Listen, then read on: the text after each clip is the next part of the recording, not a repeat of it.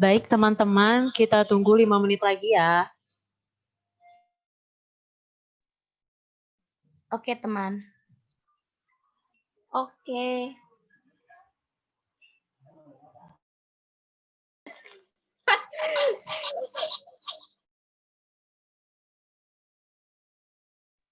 Oke. Jangan ngantuk ya.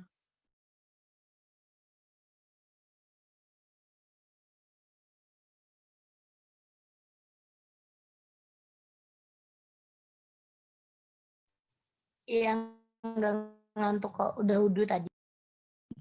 Alhamdulillah.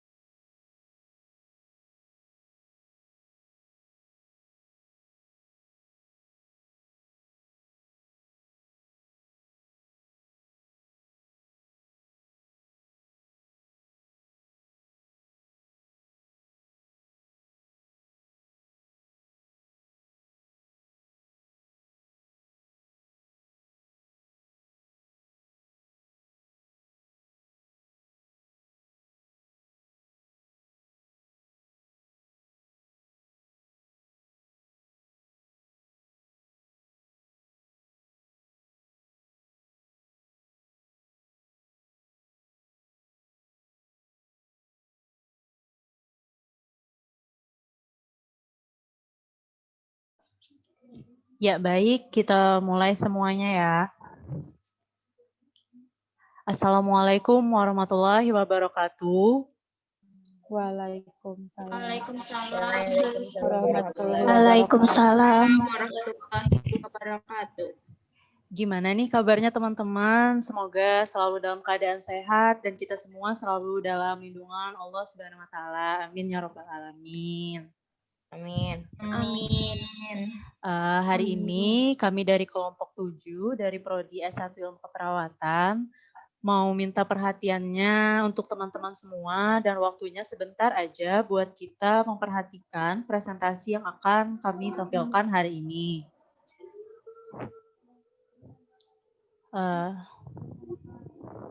Sebelumnya saya akan memperkenalkan diri saya terlebih dahulu. Perkenalkan, nama saya Maya Danur Anofani. Saya dari Prodi S1 Ilmu Keperawatan, di sini bertugas sebagai moderator. Lalu di kelompok kami ada Muhammad Riziki sebagai ketua kelompok, Amelia Susanti, Andi Nurul Hidayah, Mahrita, Maulida Kamelia Rizky, Meina Amalia, Muhammad Ramadhani Syarputra, Nila Melanda, Rahma Iva Aziza, Rahmawati Apsiro, Rida Hendriani, Sinta Pratiwi Putri, dan Tiara Devi.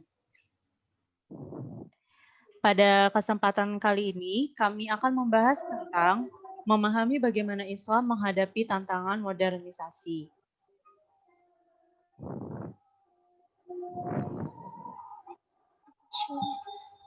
Sorry.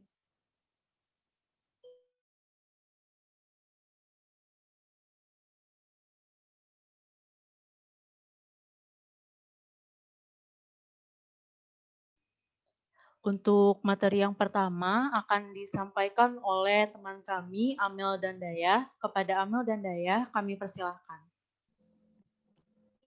Menurut pandangan agama Islam, ilmu pengetahuan dan teknologi telah disinggung dari berbagai sisi dalam Al-Quran dan hadis sebagai sumber utama ajaran Islam. Islam mengajarkan umatnya untuk menyeimbangkan kehidupan dunia dan akhirat. Dalam Al-Quran, manusia memiliki potensi untuk mengembangkan dan mendapatkan ilmu atas izin Allah SWT. Karena begitu banyak ayat dalam Al-Quran yang memerintahkan manusia untuk mengaktualisasikan potensinya.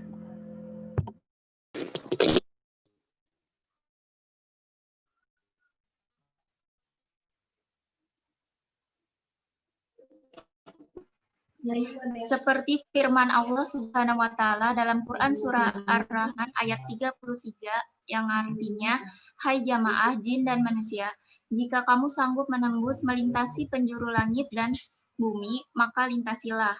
Kamu tidak dapat menembusnya kecuali dengan kekuatan." Ada sekitar 750 ayat dalam Al-Quran yang membicarakan tentang alam materi dengan segala karakteristiknya. Secara tegas, Allah Subhanahu wa taala memerintahkan manusia untuk mengetahui, meneliti, mengembang dan memanfaatkan. Jojo Negoro 1997.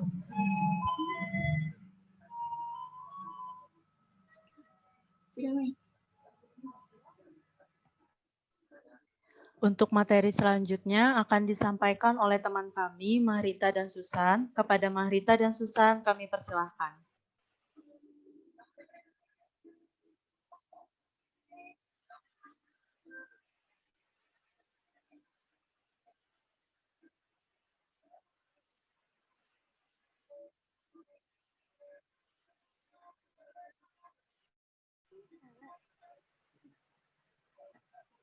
Pandangan Islam tentang ekonomi.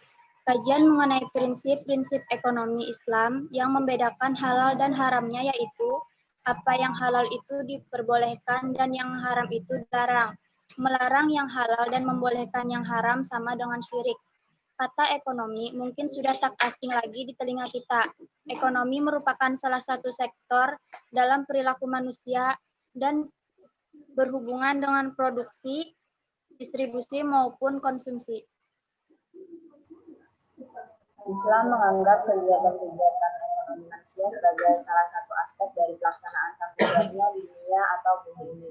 Perhatian pokok ekonomi Islam yaitu mewujudkan keadilan distributif atau mengurangi ketidakseimbangan pendapatan dan perubahan struktural. Dengan arti lain, ekonomi Islam akan berusaha memaksimalkan kesejahteraan total dengan menetapkan pendapatan dan mendesain ulang struktur awal properti.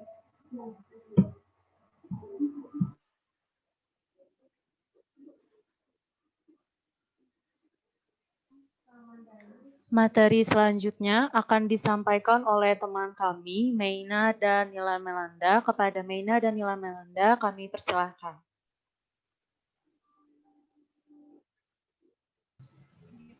Pandangan Islam tentang sosial dan budaya.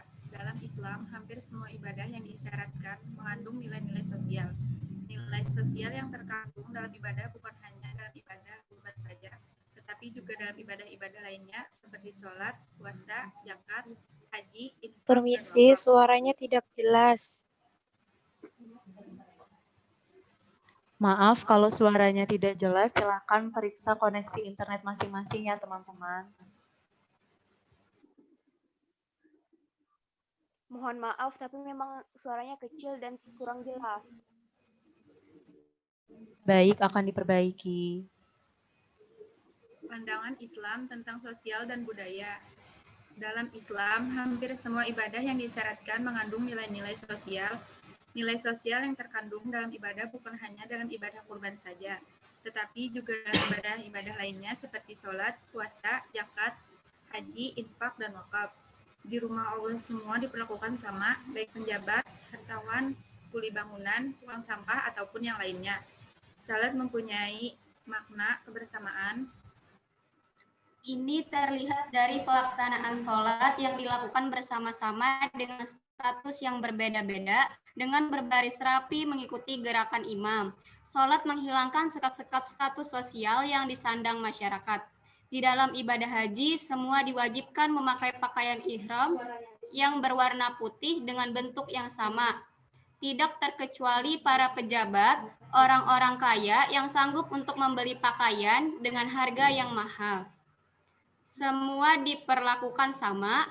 Ini semua merupakan simbol persamaan dan persaudaraan yang terkandung dalam ibadah haji.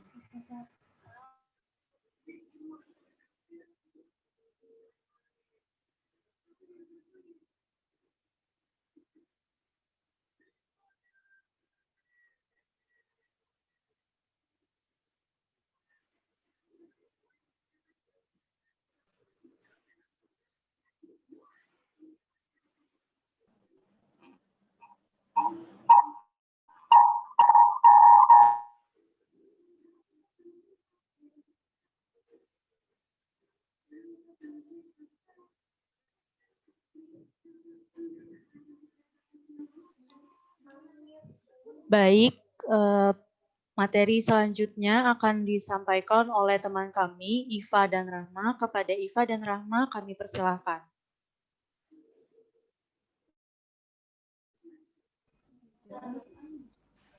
Konsep pendidikan dalam Islam adalah: pertama, pendidikan merupakan kegiatan yang harus memiliki tujuan, sasaran, dan target yang jelas.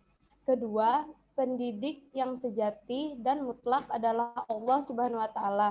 Dialah pencipta fitrah, pemberi bakat, pembuat berbagai sunnah, perkembangan, peningkatan, dan interaksi fitrah, sebagaimana Dia pun mensyariatkan aturan guna mewujudkan kesempurnaan, kemaslahatan, dan kebahagiaan fitrah tersebut. Namun demikian, sistem pendidikan Islam saat ini banyak ditinggalkan oleh umat manusia karena beranggapan pendidikan Islam tidak menyentuh seluruh aspek kehidupan, sehingga sistem yang digunakan lebih berorientasi pada sistem pendidikan yang berasal dari dunia barat.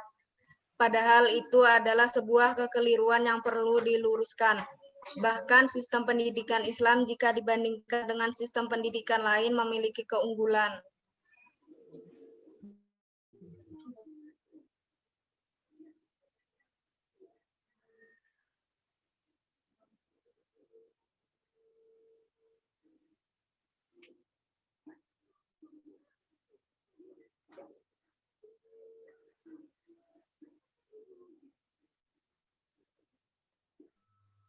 Selanjutnya kita akan masuk pada materi tantangan Islam di masa modern.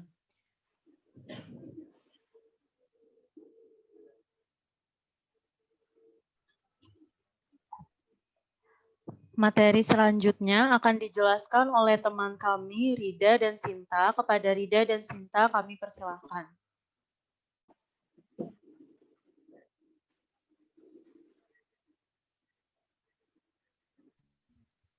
Masuknya konsep liberal dalam pemikiran Islam. Liberal sendiri secara bahasa berarti bebas. Paham ini pertama kali diterapkan dalam ranah sosial, politik, dan pemerintah. Namun, lambat laun juga memasuki ranah pemikiran intelektual. Paham liberal awal yang pertama digagas oleh Yunani, kemudian diambil oleh kaum Barat. Memasuki abad 17, dunia Barat terobsesi untuk membebaskan diri mereka dalam bidang politik, keagamaan, politik, dan ekonomi dari tatanan moral, supranatural, bahkan Tuhan.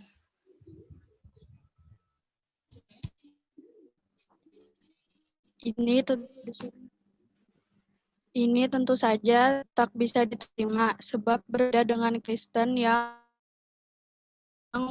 mengkungkung kebebasan para pemeluk.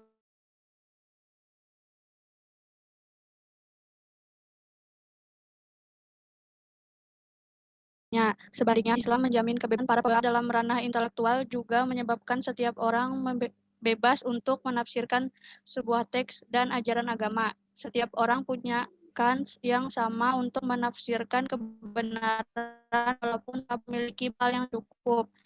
Hal dalam Islam sendiri, tidak semua orang bebas menafsirkan teks Al-Quran. Ia harus memenuhi kriteria tertentu, seperti terpercaya, sifat objektif, menguasai ilmu bahasa Arab, adil, dan sebagainya. Ini untuk menghindari penafsiran yang salah akan sebuah teks keagamaan.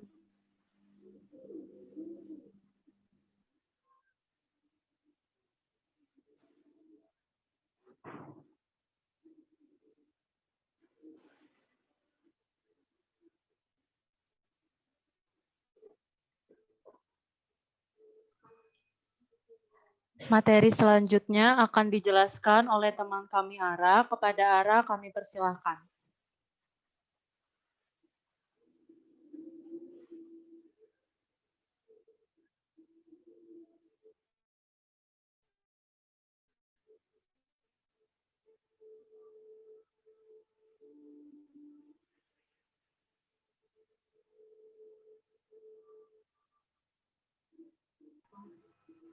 Masuknya ilmu-ilmu sosial dalam dunia pendidikan juga menjadi problematika sendiri, di mana dengan masuknya ilmu-ilmu tersebut semakin menyingkirkan ilmu-ilmu agama dalam dunia pendidikan. Bahkan ilmu-ilmu sosial juga digunakan untuk memahami suatu agama. Islam hanya dipandang sebagai objek ilmu pengetahuan, terlepas dari berbagai macam konsep, struktur, dan aturan dalam Islam sendiri. Ilmu-ilmu sosial yang sejak awalnya digunakan untuk memahami kondisi sosial suatu masyarakat, pada akhirnya digunakan juga untuk membedah dan memahami suatu agama. Maka muncullah dengan ini ilmu-ilmu baru seperti sosiologi agama, psikologi agama, dan antropologi agama.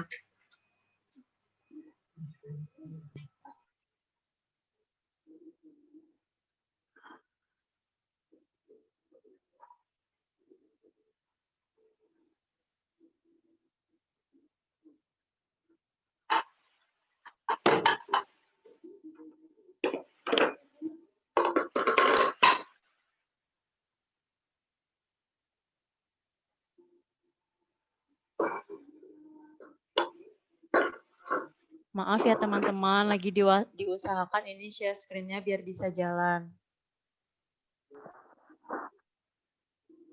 Iya.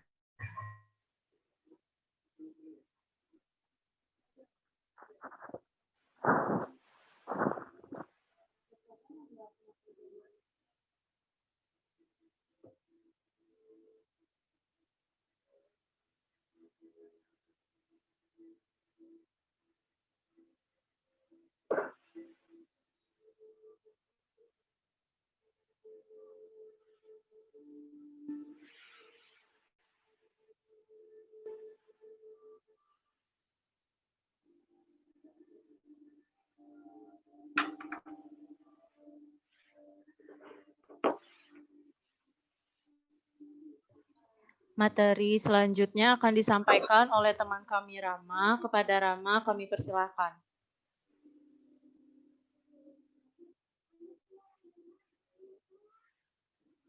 Bahasa Arab. Hal ini disebabkan bahwa mereka memahami bahasa Arab bukanlah bahasa peradaban dan intelektual, melainkan hanya sebatas bahasa ritual atau agama. Sehingga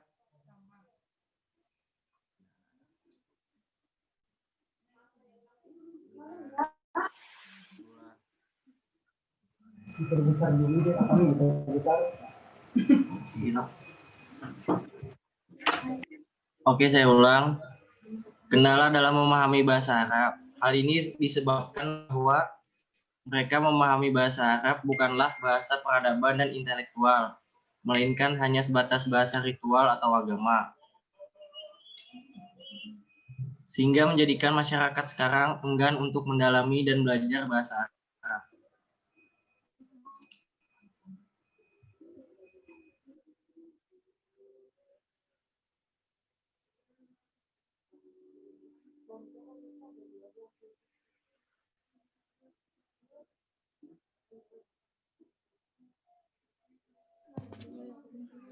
Iya, materi selanjutnya akan disampaikan oleh Rama lagi. Kepada Rama kami persilakan. Yang selanjutnya adalah tidak adanya perbandingan antara peradaban Barat dan peradaban Timur. Peradaban Barat tetap dibangun atas dasar ilmu dan wahyu Tuhan. Bahkan mereka malah mengesampingkan peran Tuhan dalam kehidupan mereka. Ringkasnya, peradaban Barat dibangun atas dasar sekularisme dan penolakan atas hak-hak Tuhan dan agama. Namun apa yang terjadi? Berikutnya unsur dan elemen dari peradaban Barat tersebut malah diambil dan diterapkan dalam Islam.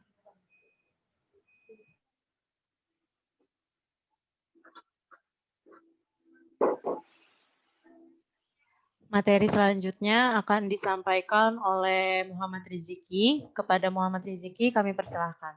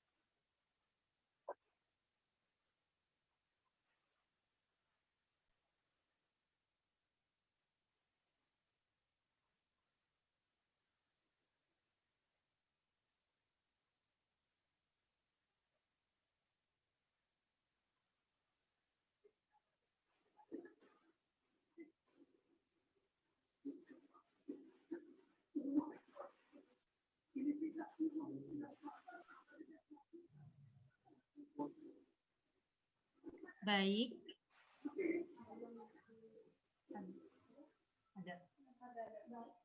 Baik, presentasi kami selesai. Bagi yang ingin bertanya, silakan ajukan pertanyaan lewat kolom komentar.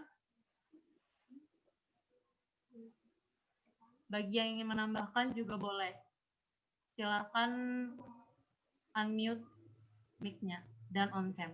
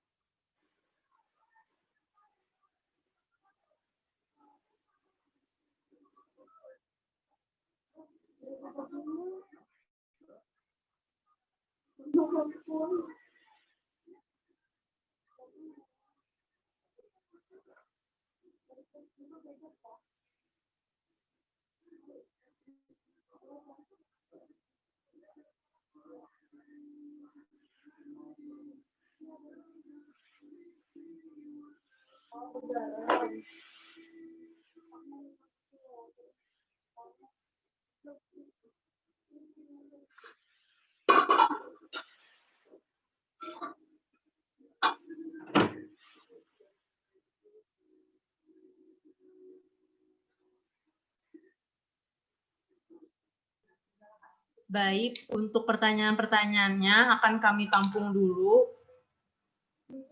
Jadi mohon ditunggu ya teman-teman, sabar.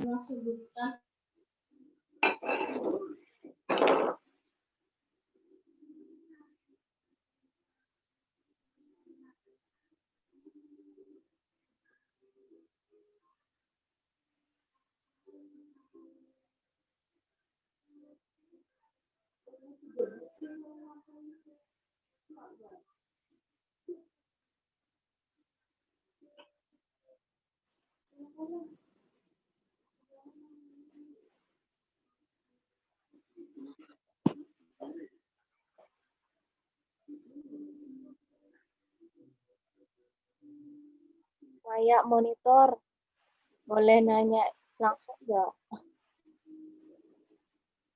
Iya, boleh.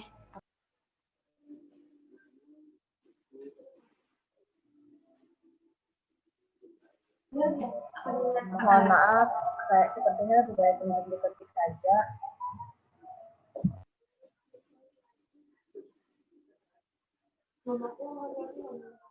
Diketik aja atau langsung tanya?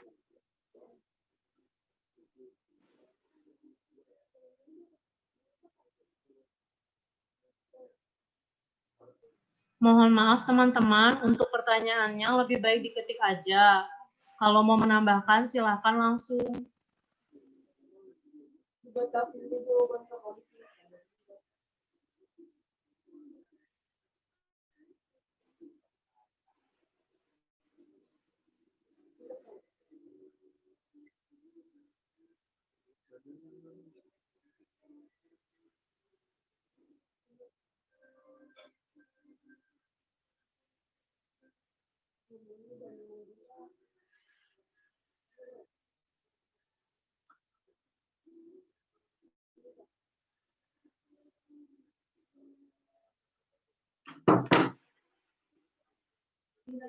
Oke, untuk pertanyaan pertama yang akan kami jawab, pertanyaan dari Irwanti. Jadi untuk Irwanti, silakan disimak dengan baik ya. Oke, siap.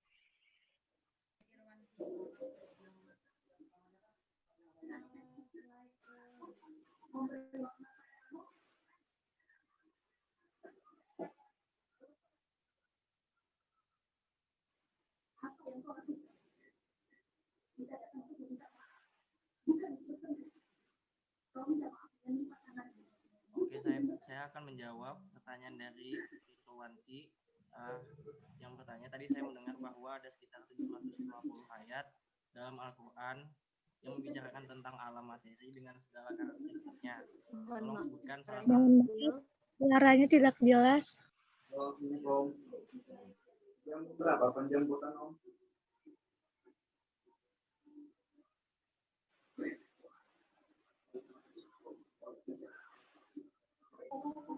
Halo. Oke, saya akan menjawab pertanyaan dari Irwanti tadi. Dia bertanya, tadi saya mendengar bahwa ada sekitar 750 ayat dalam Al-Quran yang membicarakan tentang alam materi dengan segala karakteristiknya. Tolong sebutkan salah satu ayat Al-Quran tersebut dan bacakan. Ada di dalam firman Allah Subhanahu wa taala dalam surah Ar-Rahman ayat 33 yang berbunyi Bismillahirrahmanirrahim. Ya maksarul jinni wal insi inistata'tum antan fudu min aqtari samawati wal arfan fudu lan fuduna illa bisultan. Sadaqallahul azim. Yang artinya, hai jamaah jin dan manusia, jika kamu sanggup menembus atau melintasi penjuru langit dan bumi, maka lintasilah. Kamu tidak dapat menembusnya kecuali dengan kekuatan.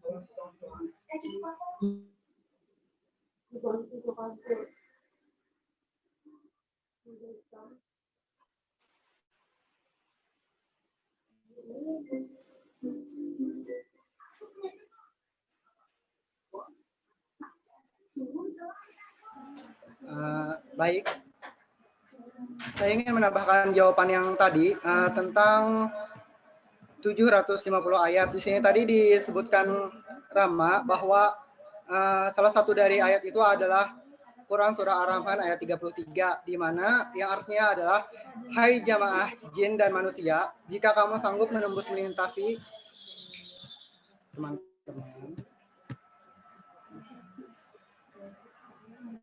Saya ulangi, hai jamaah jin dan manusia, jika kamu sanggup menembus, yaitu melintasi penjuru langit dan bumi, maka lintasilah.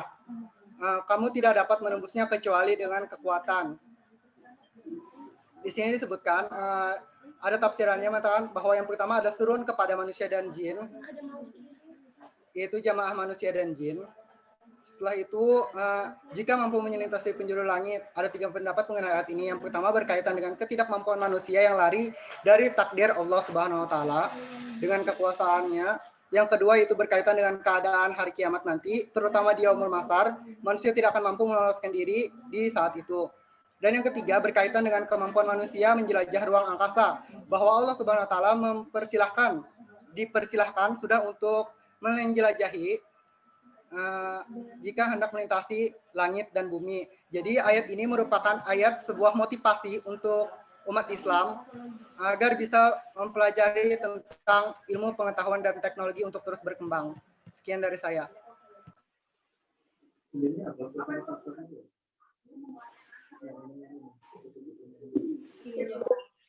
Baik, untuk untuk jawaban yang tadi, apakah sudah jelas untuk Irwanti? Siap, sudah jelas. Terima kasih atas Sama-sama. jawabannya. Lalu kami akan melanjutkan untuk menjawab pertanyaan dari Nabila Salsa Arifia yang akan dijawab oleh teman kami Meina. Kepada Meina kami persilakan. Ambil lagi yang tengah.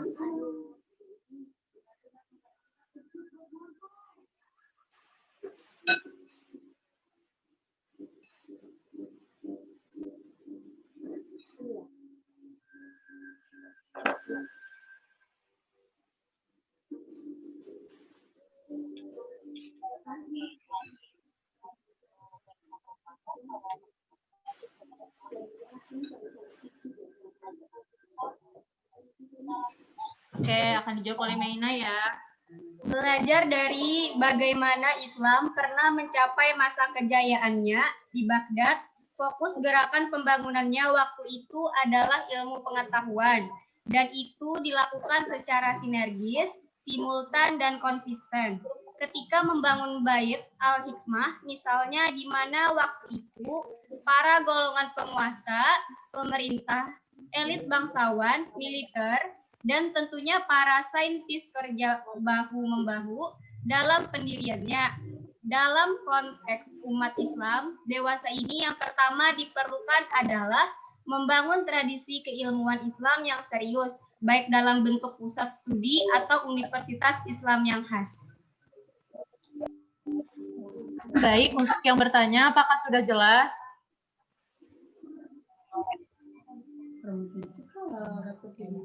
Kami anggap sudah jelas ya.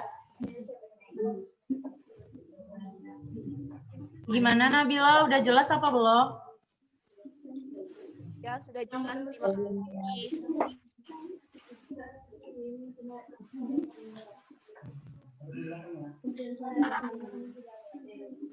Nabila udah ngomong.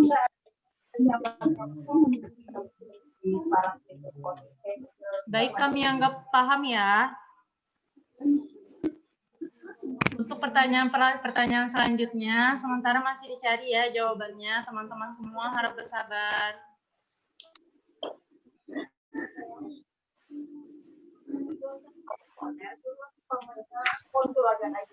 Mohon maaf teman-teman, izin potong. Tadi kan di pertanyaan Irwanti Dwi sudah merasa puas dengan jawaban dari kelompok 6. Apakah saya boleh menambahkan sedikit untuk berbagi ilmu dengan teman-teman? Ya, Bunga, silakan jika ingin menambahkan. Silakan. Tadi kan pertanyaannya ada sekitar 750 ayat dalam Al-Quran yang membicarakan tentang alam materi dengan segala karakteristiknya. tolong sebutkan salah satu ayat Al-Quran tersebut dan bacakan. Di PPT dari kelompok ini kan kelompok 6 sudah dijelaskan ada sekitar 750 ayat dalam Al-Quran yang membicarakan tentang alam materi dengan segala karakteristiknya. Secara tegas, Allah Subhanahu wa Ta'ala itu sudah memerintahkan manusia untuk mengetahui, meneliti, mengembangkan, dan memanfaatkannya. Jadi, untuk menurut saya supaya lebih diingatkan. Kalau mungkin Quran Surah Ar-Rahman ini kan terlalu asing, jadi menurut saya untuk memudahkan kalian mengingatkannya itu gampang.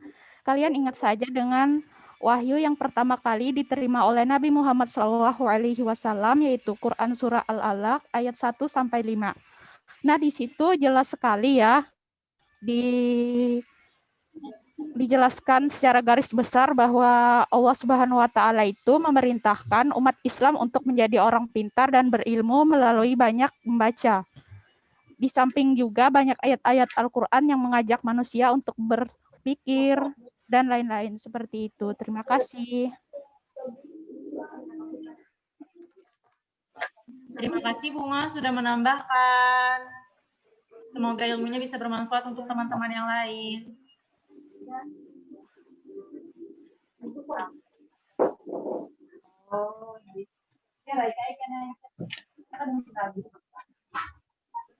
Baik teman-teman, di sini ada pertanyaan dari Laili. Dia nanya gimana nih supaya bahasa Arab itu terus berkembang.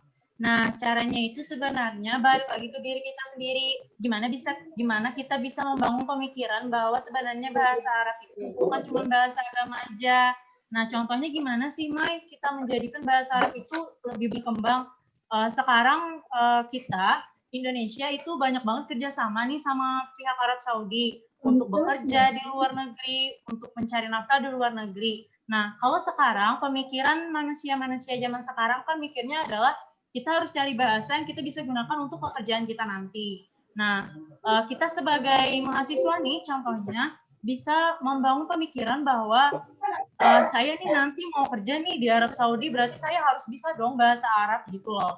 Jadi masing-masing individu itu harus mengembangkan pemikirannya sendiri bahwasannya bahasa Arab itu bukan hanya tentang bahasa agama, tetapi kita bisa juga menjadikan bahasa Arab itu sebagai bahasa yang nantinya bisa kita gunakan untuk sehari-hari gitu, untuk kita bekerja, untuk kita beraktivitas dengan orang lain. Gimana Laili, bisa dipahami apa enggak? Hai, makasih banyak ya. Sudah bisa kan? Bisa. Oke. Hari Rabu tutup. Hari Kamis saya kembali ke kampung.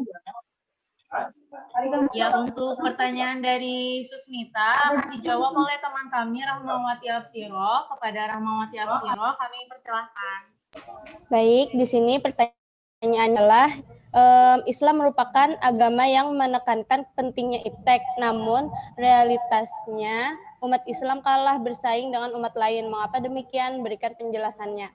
Nah, jadi Indonesia Islam itu persoalan kemunduran Islam dalam perkembangan iptek pernah dilontarkan oleh seorang sarjana muslim. Dia menerima sebuah pertanyaan yang kemudian dituliskan dalam sebuah buku. Kemudian penyebabnya adalah terlibat dalam konflik internal, dengan kata lain umat Islam dihalangi oleh umat Islam yang lainnya. Mereka terlibat dalam pertentangan politik dan ideologis, seperti kayak saling menuduh kayak gitu kan. Biasanya kita kayak masalah rasisme kayak gitu.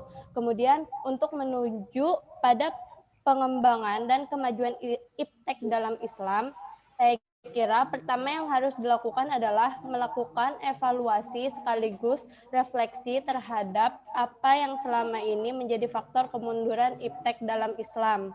Kemudian menghilangkan pertentangan ideologis dan politik di antara sesama anak manusia dari berbagai bangsa dan negara. Kemudian yang ketiga, kita harus mengembangkan tradisi berpikir bebas dan independen. Kemudian yang keempat, kita harus tetap mengutamakan apa yang menjadi pedoman kita, yaitu Al-Quran dan hadis. Karena itu kita tidak bakalan tertinggal dari iptek yang telah maju. Begitu.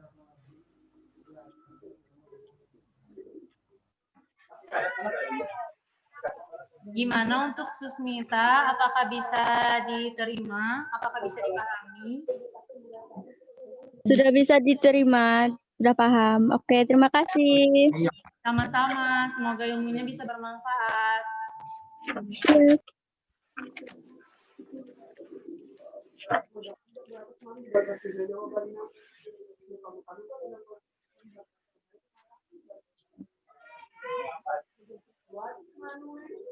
Baik, untuk teman-teman, tadi ada 2 orang nih yang nanya tentang antropologi, psikologi, dan lain-lain. Harap tunggu sebentar ya, karena lagi dicari sumber-sumbernya supaya kami tidak salah menjelaskan dan kami dapatnya dari sumber yang jelas.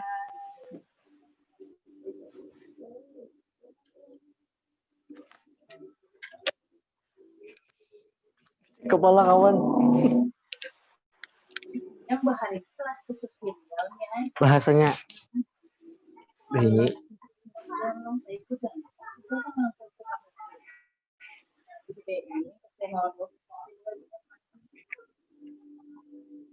Kelas khusus uang anu.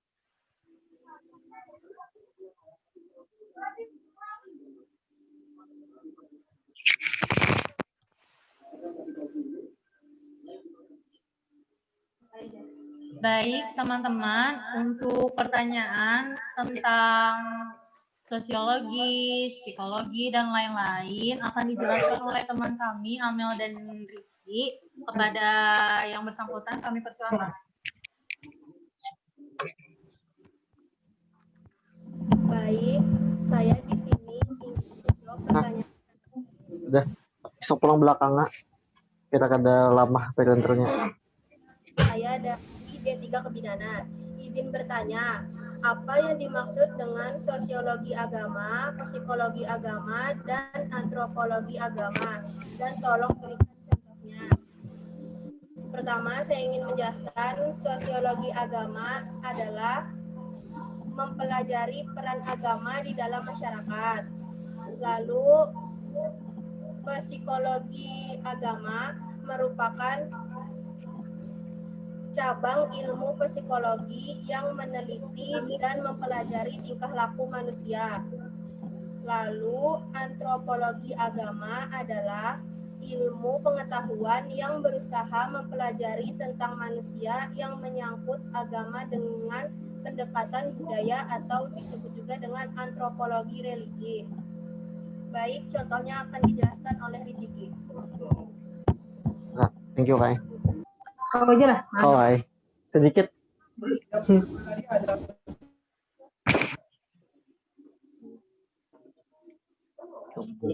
Ada.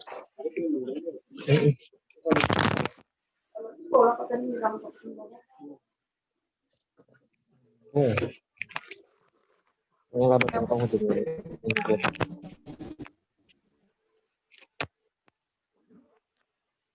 terhadap agama yang dianut.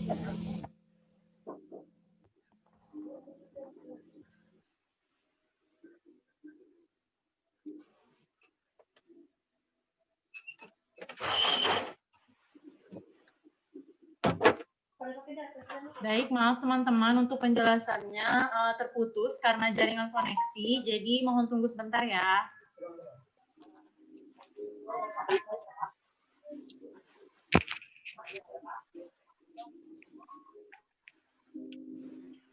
Suara saya terdengar jelas. Ya, aku ke atas dia lah. Anak berceramah. Klarifikasi. Kena, bayang. Sampai di sini dah. Gimana karakter seseorang itu terbentuk? Oh, hai. Psikologi agama. Wih, jam 7. Jam 7, Kai. Tidin nyaman jahit juran kam kada bulik-bulik nyaman. Jadi tegang atau kada hilang kam kena mandil kata guring kam. Guring. Nah, hujan perak dah, mengepes dah. Maaf ya teman-teman, ini suasananya lagi mendung, mau hujan, jadi jaringannya juga putus nyambung. Jadi mohon tunggu sebentar ya.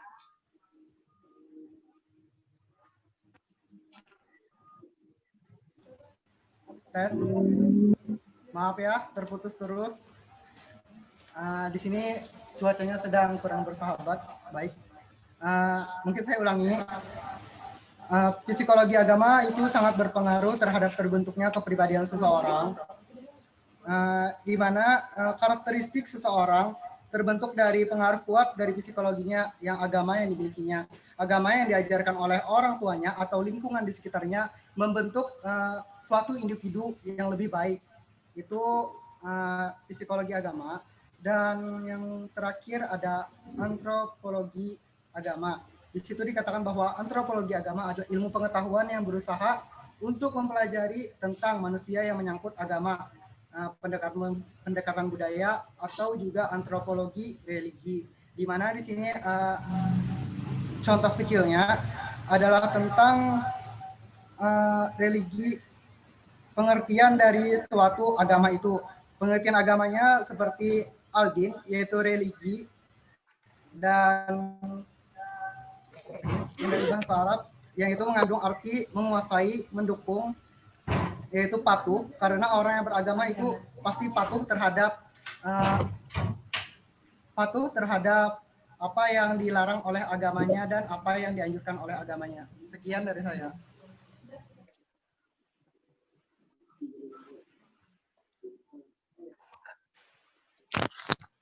Baik, sepertinya pertanyaannya sudah habis. Untuk Bapak Nur Azli, gimana Bapak kelanjutannya?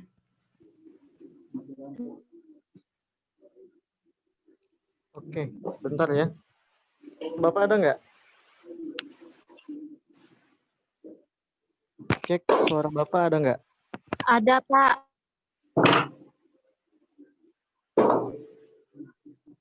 Tunggu ya.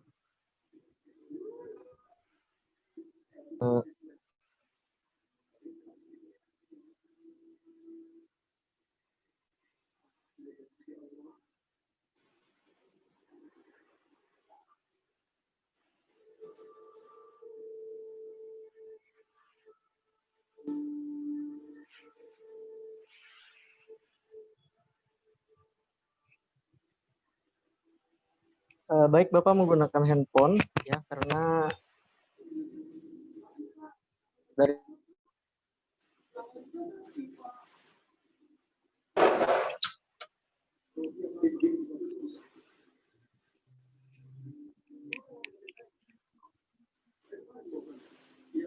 Oke, baik, Bapak ulangi. Bapak menggunakan akun handphone karena dari tadi laptopnya juga ya turun naik sinyalnya. PJ, bisa dengar suara Bapak? Bisa, Bapak. Ya, oke. Begini, karena Bapak menggunakan layar handphone, jadi Bapak sambil buka kolom chatting ya. Tadi bagus ya, kelompok hari ini. Bapak mulai, bismillahirrahmanirrahim. Assalamualaikum warahmatullahi wabarakatuh. Bismillah, alhamdulillah, wassalatu wassalamu ala rasulillah, wa ala alihi, wa sahbihi, wa mawalah, amma ba'du. Adik-adik mahasiswa-mahasiswi yang Bapak hormati, Bapak banggakan. Bapak ulangi, Bapak menggunakan akun handphone, jadi ya mungkin nggak terlalu lihat semuanya. Begini, Bapak berterima kasih kepada teman-teman PJ yang senantiasa berkomunikasi, dan juga hari ini mungkin ya, Bapak juga belum bisa merekam karena ada beberapa perubahan-perubahan dalam penggunaan akun Zoom ini. Tadi Bapak sudah mendengar ya, melalui diskusi yang disampaikan oleh teman-teman, bahwa tema ini tentunya ya tema yang luar biasa yang tentunya bisa ya dipahami dengan dibuktikan banyaknya pertanyaan-pertanyaan dan tambahan-tambahan oleh kawan-kawan. Dan sudah bagus ya, tidak hanya feedback pertanyaan, tapi juga feedback tambahan-tambahan jawaban. Baik, Bapak akan menambahkan, sebelum Bapak lanjutkan, apakah akun ini direkam atau belum? Untuk sekarang masih saya coba untuk direkam, Pak. Oke, ya. Baik, Tapi terima untuk kasih. selanjutnya nanti saya infokan ke Bapak ya, Pak. Ya. Oke, baik, Bapak lanjutkan. Begini. Bapak sambil lihat kolom chatting. Oke. Bapak mungkin jawabnya random ya dari Susmita S1 Bidan. Sebelum Bapak lanjutkan, insya Allah kita kuliahnya sekarang jam 15.55. Paling lama jam 16.20 atau 25 menit ya, paling lama. Nanti diingatkan saja kalau Bapak kelewatan. Nah, katanya dia bertanya, Susmita Indah dari S1 Kebidanan, bahwa agama menekankan pentingnya iptek gitu. Namun realitasnya umat Islam kalah bersaing dengan umat lain. Mengapa demikian? Berikan penjelasan. Secara umum sudah disampaikan oleh para pemakalah. Bapak sedikit memberikan ya tambahan atau feedback. Sekali lagi gitu ya, Bapak kayaknya pernah ada serupa senada pertanyaan yang ada ini. Betulkah gitu kita memang kalah gitu kan ya di bidang iptek gitu. Kalau memang kita ketahui secara fakta, kalau memang di bidang iptek kita kalah ya kita akui kalah gitu ya.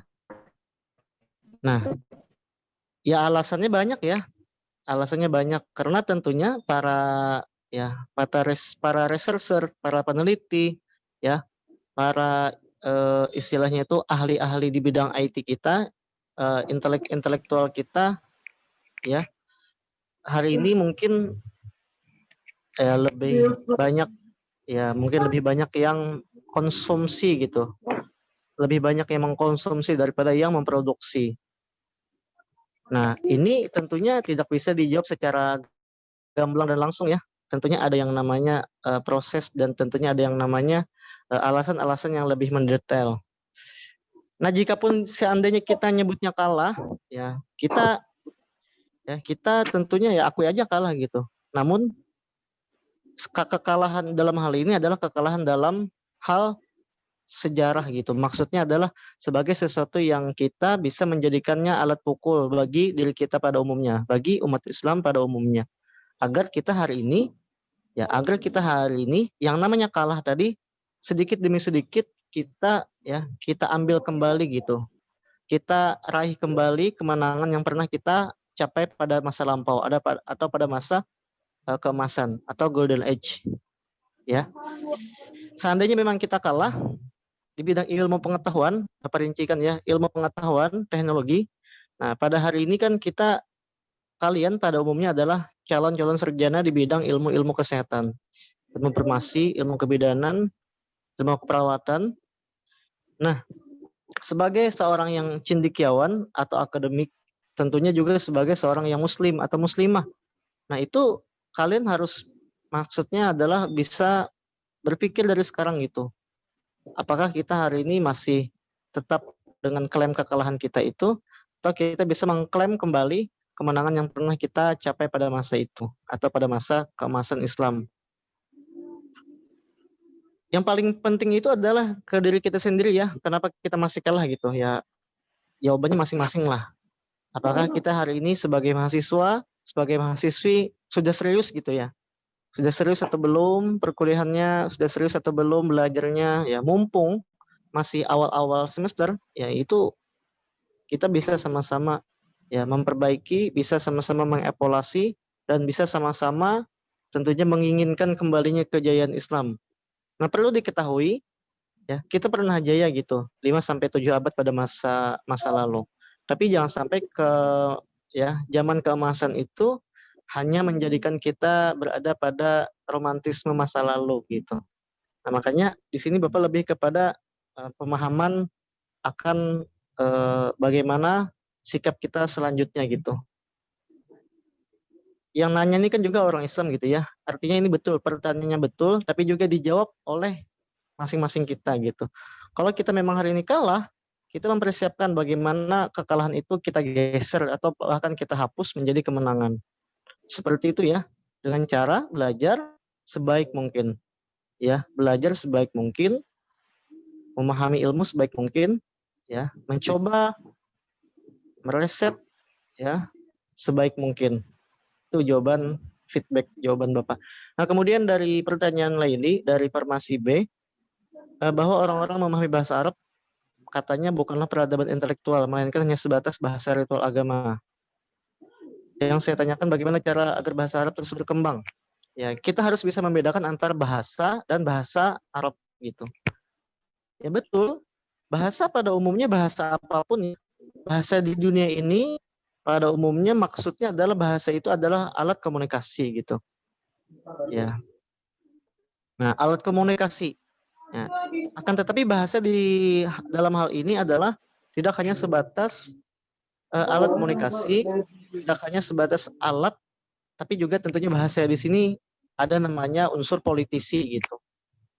Karena yang memegang hari ini adalah orang-orang misalnya yang berbahasa asingnya Inggris atau Rusia misalnya, maka tentunya bahasa yang mereka gunakan, bahasa yang mereka wajibkan adalah bahasa Inggris itu gitu. Itu secara politis ya. Dan tentunya buku-buku juga ya buku juga berbahasa itu gitu. Ya. Bagaimana caranya agar bahasa Arab itu menjadi peradaban? Ya, dulu ya Bapak sedikit gambarkan. Dulu para intelektual Islam itu kan dia menerjemahkan buku-buku Yunani gitu ke dalam bahasa Arab. Maka orang-orang Yunani itu ya kan Yunani adalah peradaban yang mula-mula juga para filosof itu kan muncul dari Yunani gitu. Mereka punya buku-buku filsafat. Makanya dulu pernah Bapak berikan pada pengantar perkuliahan itu adalah filsafat sebagai induk mother of science gitu, induk ilmu pengetahuan. Nah, Bapak ringkas saja. Kemudian ketika ilmu-ilmu Yunani itu kan banyak gitu. Nah, diterjemahkan dalam bahasa Arab, saking pinternya orang-orang Islam, cendekiawan Muslim, mereka bisa mampu menerjemahkan ilmu-ilmu dari Yunani ke bahasa Arab. Lalu mereka belajar sungguh-sungguh, mereka mengambil memodifikasi, memahami kembali dengan identitas keislaman, dengan gaya Islam mempelajari ilmu, karena sesungguhnya juga perintah belajar itu adalah perintah agama Islam gitu ya. Nah, dengan memupuk semangat seperti itu, akhirnya mereka bisa menerjemahkan buku-buku yang berbahasa Yunani. Nah, kemudian saking misalnya luasnya ilmu pengetahuan Islam pada saat itu, orang-orang menerjemahkan dari bahasa Arab baru ke bahasa lain gitu. Karena pada mulanya bahasa Yunani diterjemahkan dalam bahasa Arab. Nah, kaitannya dengan pertanyaan ini, ya tentu kita harus ya menggaungkan sebagai orang Islam, ya memang bahasa Arab adalah salah satu bahasa di dunia, akan tetapi karena Al-Quran berbahasa Arab gitu, Al-Hadis berbahasa Arab, kitab-kitab ulama berbahasa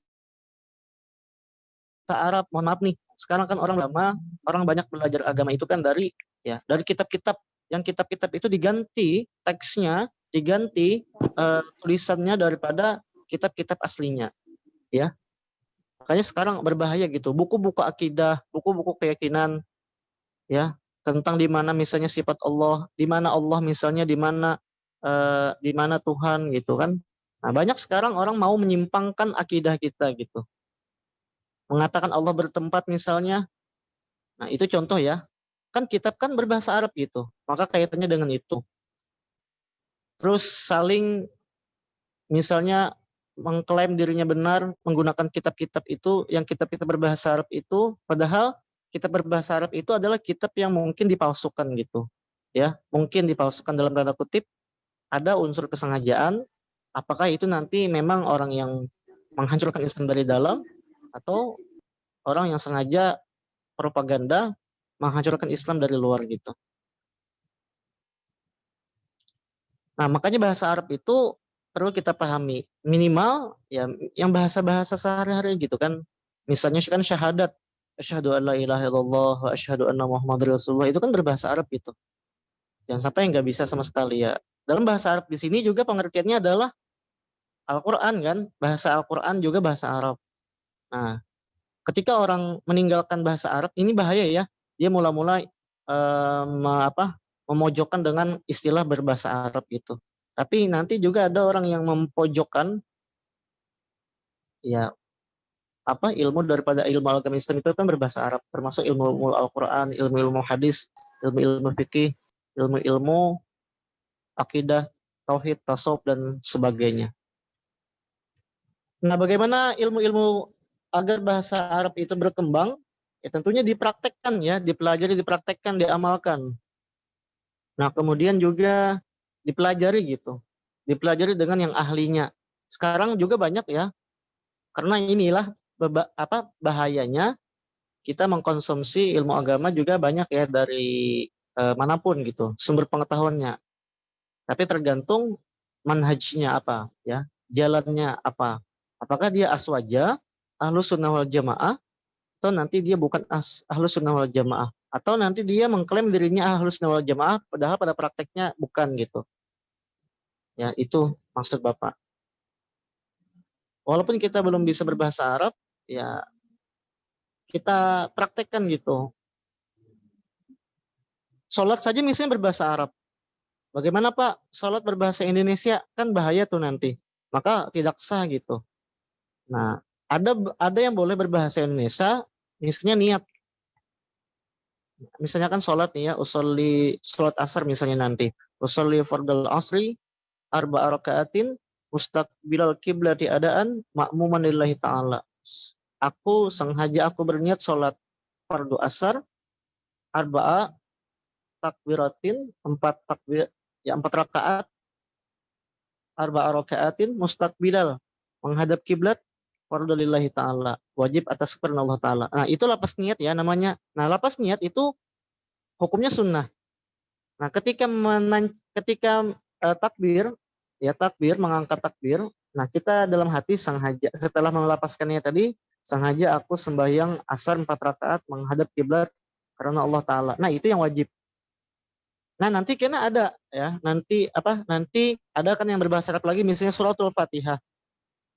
Jangan sampai karena saking menganggap remeh, kan bahasa itu kan cuma ya bahasa ya, cuma komunikasi gitu. Diganti gitu nanti kan bahasa Al-Qur'an. Surah Al-Fatihah nanti diganti dengan bahasanya sendiri. Dengan menyebut nama Allah yang Maha Pengasih lagi Maha Penyayang misalnya Bismillahirrahmanirrahim. Ya nggak boleh ya, nggak sah gitu. Tuh contoh dalam hal sholat. Dan banyak yang lain-lainnya. Kemudian dari Ramandani ya, Bapak membaca dari akunnya Ramandani S1 Keperawatan. Apa fungsi dari sosiologi agama, psikologi agama, dan antropologi? Nah, tadi betul ya, Bapak sedikit mendengar tadi penjelasan pemakalah. Intinya sosiologi itu bagaimana interaksi masyarakat itu dalam perspektif agama gitu. Kemudian psikologi agama, bagaimana tingkah laku, perilaku orang beragama itu dalam konteks agama gitu. Nah, termasuk juga antropologi agama, bagaimana suatu sistem kemasyarakatan itu dalam perspektif agama. Jadi ini salah satu ya, disiplin-disiplin ilmu ya. Nah, saking luasnya. Kita kan belajar nih pendidikan agama Islam ya, atau agama Islam. Ternyata banyak lagi gitu. Saking berkembangnya ilmu pengetahuan. Nanti agama dari segi psikologi, sosiologi, antropologi, dan seterusnya. Nah, kemudian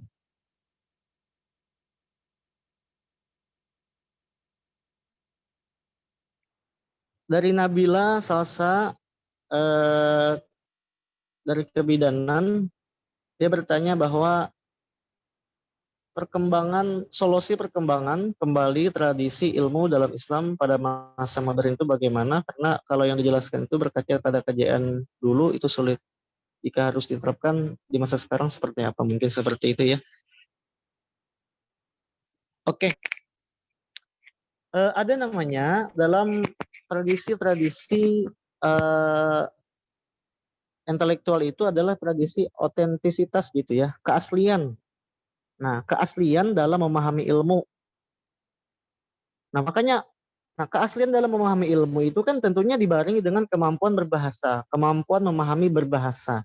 Nah, itulah pentingnya berbahasa ya, berbahasa asing. Terlebih dalam bahasa agama Islam. Nah, karena mereka ulama pada masa itu ya memahami ya sumber aslinya, otentisitasnya, keasliannya, maka mereka itu ya tentunya berjalan sesuai dengan rutenya gitu ya. Dan tentunya mereka memang sangat serius sekali gitu dalam mempelajari, memahami, walaupun ilmu-ilmu umum, tapi ternyata mereka sudah ahlinya gitu ya. Misalnya kita contohkan misalnya Ibnu Sina.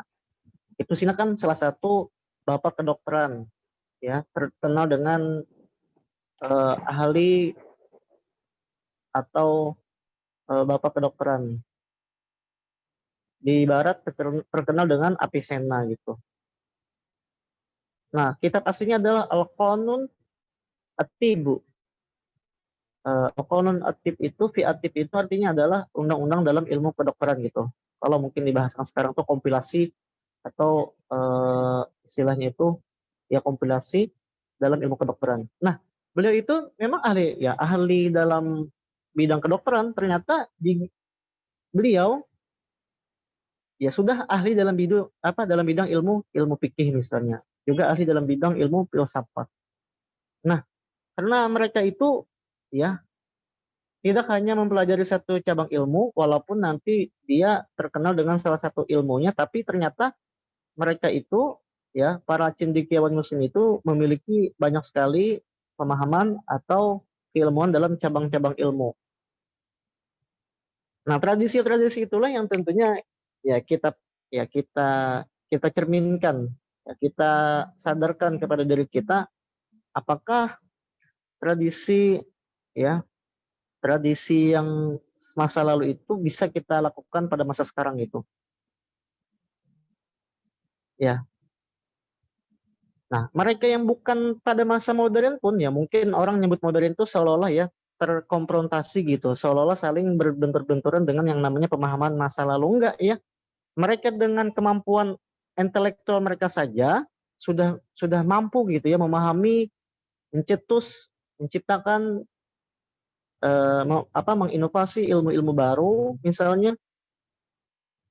Apalagi kita yang sekarang gitu kan. Dulu orang cari jumlah ayat itu sangat susah loh, kecuali dia hafiz Quran ya. Misalnya kita nyebutkan berapa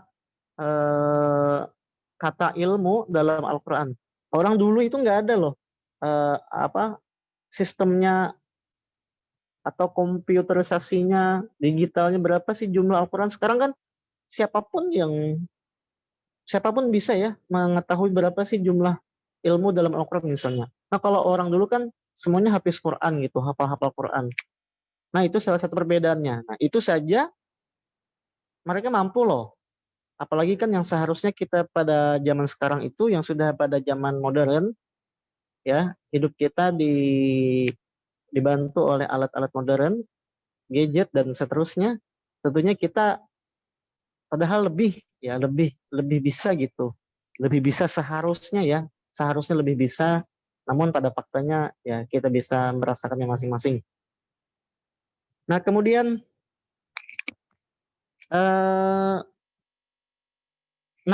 Bapak mencontohkan saja ya dari jawaban Bapak ini dari pertanyaan Dea Mestaya D3 Kebidanan tentang sosiologi agama gitu ya. Sosiologi agama kan berkaitan dengan interaksi ya masyarakat, sosiologi ilmu yang berkaitan dengan kemasyarakatan gitu. Dalam hal ini adalah agama. Nah, contohnya praktek-praktek ya, praktek-praktek di Banjarmasin kan mereka dalam ritual-ritualnya, ritual-ritual ibadahnya, misalnya pada bulan Maulid itu sering mengadakan perayaan peringatan Maulidur Rasul misalnya. Nah, tentunya di sini dalam kajian sosiologi agama misalnya orang yang ya melakukan aktivitas itu ternyata banyak nilai-nilai yang terkandung di dalamnya. Misalnya kan nilai-nilai gotong royong misalnya, nilai-nilai tolong menolong, nilai-nilai saling membantu gitu. Nah, padahal kan itu adalah sebenarnya aktivitas agama gitu. Ternyata dalam perilaku masyarakat itu menimbulkan nilai-nilai positif gitu. Nah, di situ adalah dalam kita memahami sosiologi agama.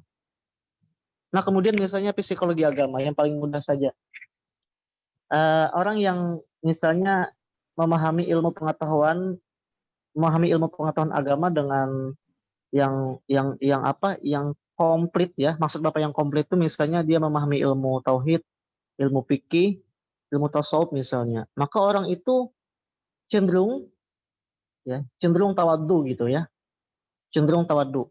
Bapak ulangi, misalnya dalam psikologi agama yang agak apa yang sederhananya saja biar mudah dipahami, orang yang melakoni pemahaman ilmu agama mulai dari ilmu tauhid misalnya akidah, fikih, syariah dan tasawuf, maka dia cenderung tawadhu. Tawadhu itu artinya rendah hati ya, tidak sombong, ya, tidak meremehkan orang lain, tidak kemudian menyalah-nyalahkan orang lain, tidak kemudian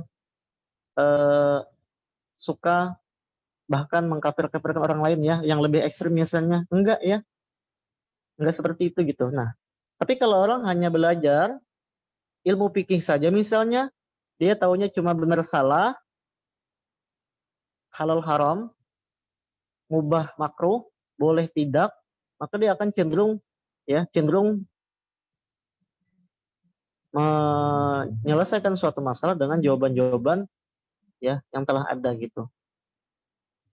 Dikit-dikit bid'ah haram, dikit-dikit nggak ada dalilnya, ya nggak langsung seperti itu ya. Menyalahkan orang lain saja itu ada adabnya gitu. Contoh kita kan mau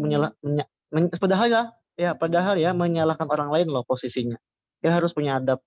Lihat kondisinya, lihat tempatnya, lihat posisinya, gitu ya. Jangan sampai kita menyebutkan kesalahan orang lain dengan niat memperbaiki dia, padahal kita sebenarnya membuat orang lain itu lebih berdosa daripada sebelumnya. Itu berbahaya. Kita niat mengasih bunga, tapi kita lempar. Jangan sampai seperti itu. Padahal yang kita kasih bunga gitu kan, aromanya wangi, warnanya asyik, menenangkan jiwa misalnya, dan juga cenderung baik gitu bunga, simbol bunga. Tapi dengan cara melempar maka akan berbahaya. Itu ya. Jadi pemahaman-pemahaman seperti itu tingkah laku dalam beragama gitu, psikologi beragama. Nah, itu dapat dikaji ya. Jadi dapat dikaji. Oh, mengapa dia tingkah lakunya seperti ini?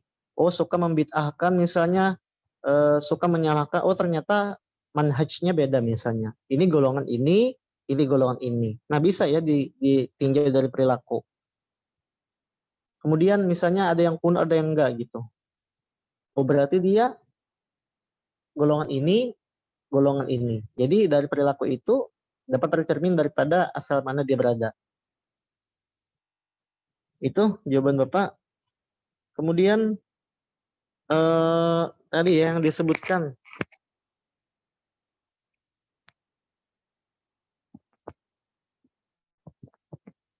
ya, betul ya bahwa ini 750 ini dia dapat referensi ya bagus gitu, entah dari mana.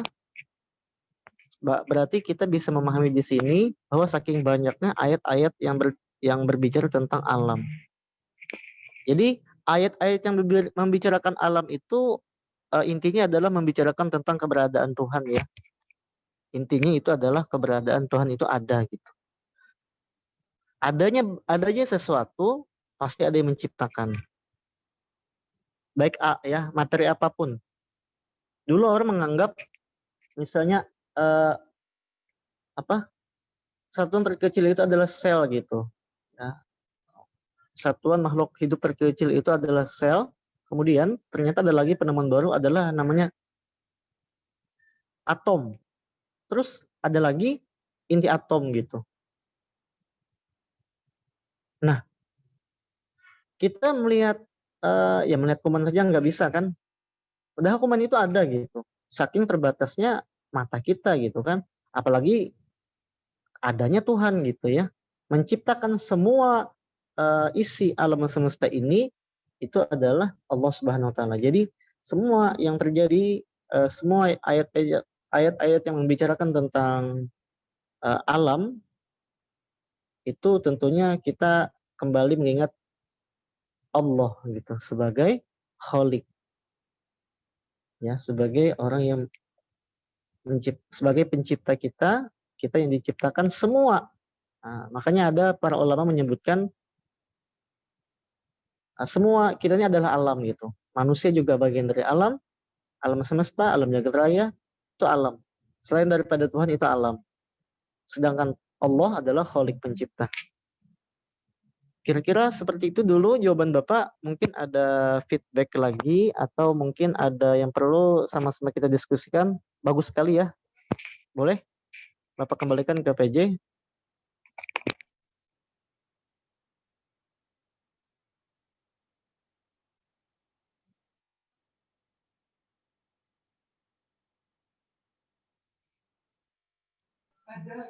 Baik, Bapak.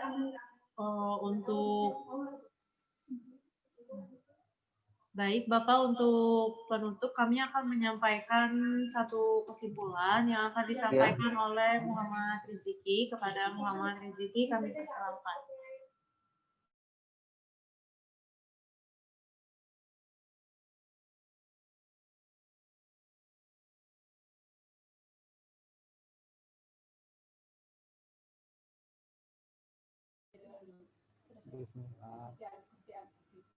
Sudah.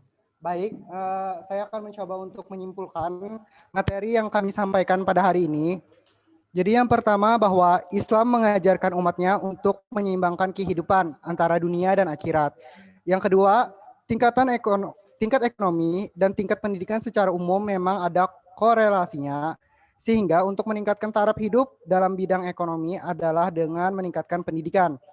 Yang ketiga, politik merupakan hal yang sangat penting bagi seorang umat muslim. Umat Islam di Indonesia harus berperan dan ikut andil dalam agenda kehidupan kebangsaan dan bersifat fundamental, seperti mewujudkan kehidupan kebangsaan yang damai, memperjuangkan keadilan bagi seluruh bangsa Indonesia. Selanjutnya, Islam adalah agama yang sangat menonjol dari segi sosial. Dalam Islam, hampir semua ibadah disyariatkan mengandung nilai-nilai sosial. Dan konsep pendidikan dalam Islam adalah yang pertama, pendidikan merupakan kegiatan yang harus memiliki tujuan, sasaran, dan target yang jelas. Sekian dari saya. Baik, sekian presentasi dari kami. Apabila ada kekurangan kami memohon maaf. Wabillahi taufiq wal hidayah. Wassalamualaikum warahmatullahi wabarakatuh. Waalaikumsalam warahmatullahi wabarakatuh. Waalaikumsalam warahmatullahi wabarakatuh.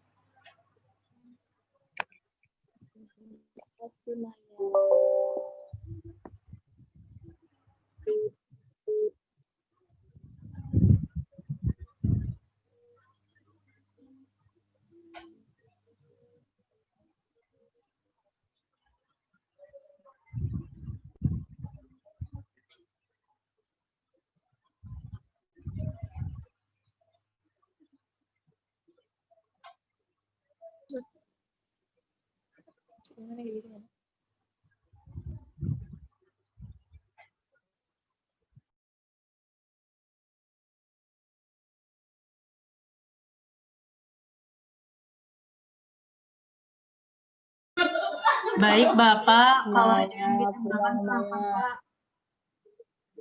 Maya pulang, Maya. Ya, gimana Maya? Boleh di lip ya?